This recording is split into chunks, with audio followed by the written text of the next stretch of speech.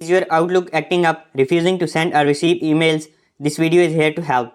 Join us as we walk you through practical and easy to follow solutions to tackle the common problem of Outlook not sending or receiving emails. From checking your internet connection to troubleshooting server settings, we have got you covered. Step 1. Check internet connection. Step 2. Verify email account settings. Open Outlook, go to File, then Account Settings, then Account Settings. Check incoming and outgoing server settings. Step 3. Clear Outlook. Remove stuck emails from the Outlook. Step 4. Disable antivirus or firewall temporarily. Step 5. Check email quota. Step 6. Test webmail access.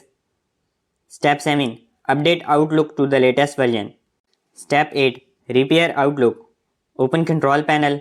Go to Programs, then Programs and Features. Select Microsoft Office, click Change and choose Repair.